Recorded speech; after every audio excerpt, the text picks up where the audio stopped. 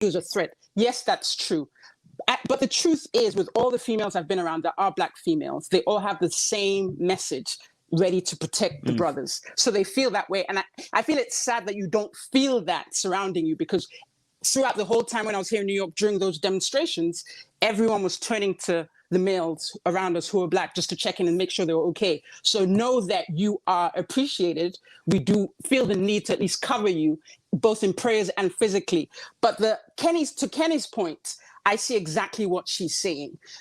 And it's two things. One thing is there is a perception of us not being appreciated, and there's the reality. And it's two things, and it's really hard to explain that, because hearing you say that makes us see that, no, there are people who appreciate for what we are. They appreciate our hair, they appreciate our skin tone, but in the same strength, there are people who give us that energy when they see us outside and really don't even give you a stare to acknowledge that you're a human. So it's like there are two things to it. Now, in terms of choices, when you look at the situation and think that, you know what, there aren't enough people in my dating pool, you'll be thinking and moving with that impression. So there is a need to always believe that what's for you is for you, and it's out there. I think when you're walking with that understanding, then you won't miss what's for you. But the reality of it too is there are people who treat you like you're not worth anything. So it's almost a point where you have to develop your self-confidence and self-esteem to know that you were created beautifully and wonderfully made, and what's for you is for you, and it's out there. Rick or Mike want to respond to what was said, and then give a. Can I jump in really quick before Rick or Mike respond? Go for it. Go on. Yeah, go for it. You said I could. Okay, sorry. Yeah, go for it.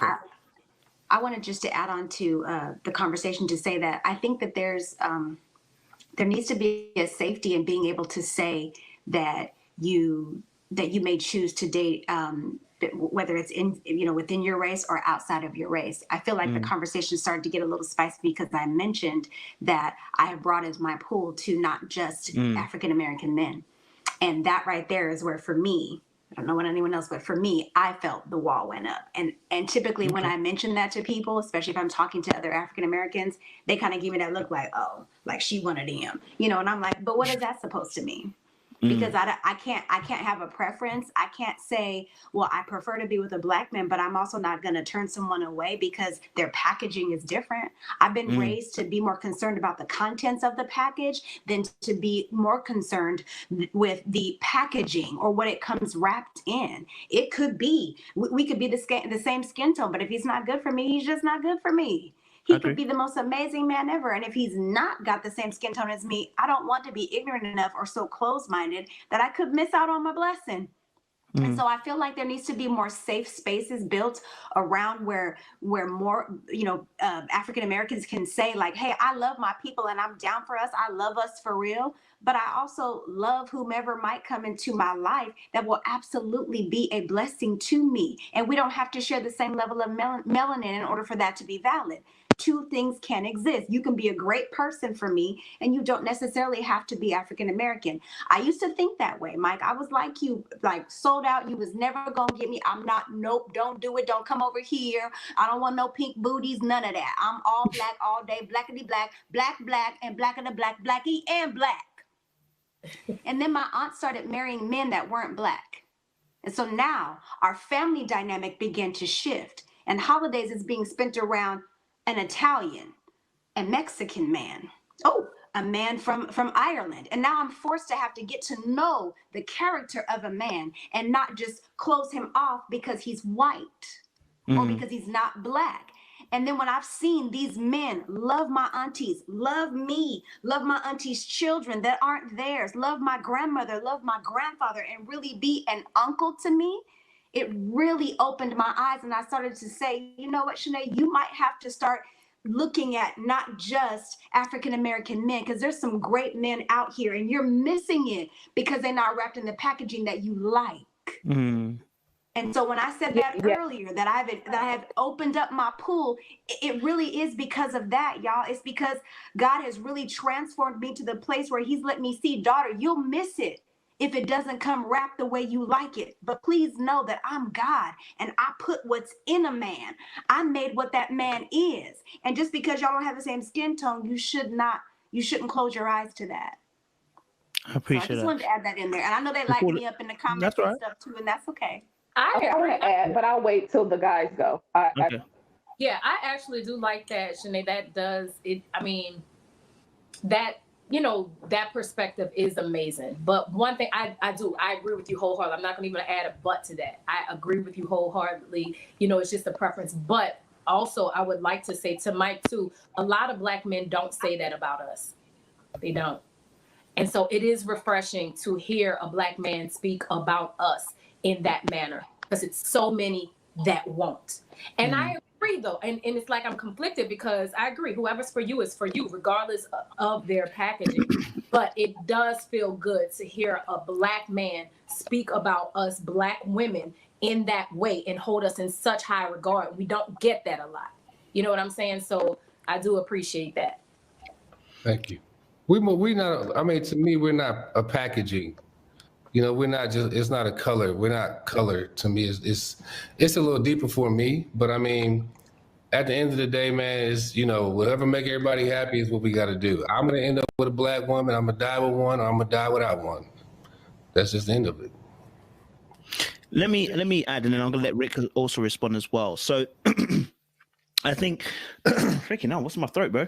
So yeah, in this conversation, I can see, I love the fact that we're giving different points of view, because I think, again, this is how we get, like I said, to that place where we're understanding one another. So Shanae, you've shared your background in terms of what you've experienced, which is contributing towards the decisions you're making. I think one of the interesting things about conversation is language we use.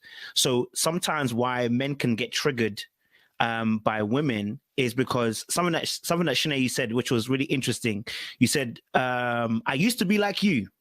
And that instantly triggers men, because you just said, literally, you weren't trying to bar him, but you just, when you said that, the language you used was, I used to be like you. So it's like, I've left. You bring know what I in mean? God, like God fixed you because you're a white man, and because I won't, I'm not. It is the language. I'm sorry to cut you off, but it is. That's why I'm just like the conversation. It's just that when we're talking language, so this is how the conversation goes left for everybody, because we're actually saying the same thing, which is that have your preference. That's it. You got your preference. That's what you were saying. So both parties are saying the exact same thing.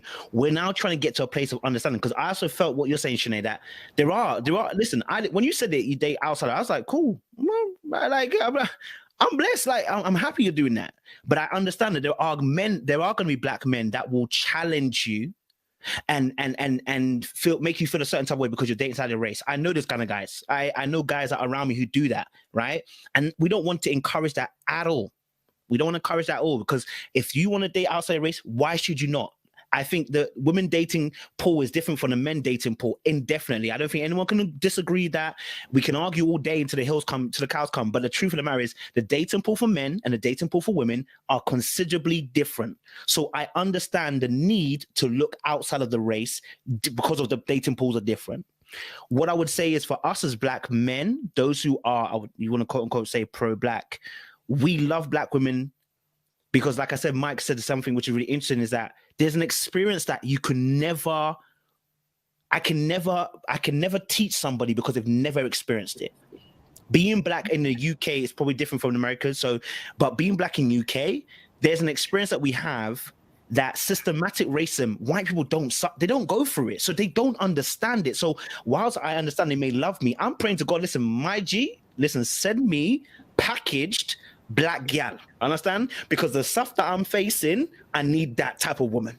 Okay, so it's not that I'm not going to be open to anything God's saying, but I'm also saying, God, this is my preference and my desire, that I desire a Black woman due to the fact that the things I'm going through, the things I've experienced, this is a preference. Would I say no to a white woman? No. If that's what God has said, that is it. Who am I to argue? But He also knows the desires of my heart, so I'm gonna stick with that. But I'm gonna let Rick go, and I'm gonna let the ladies.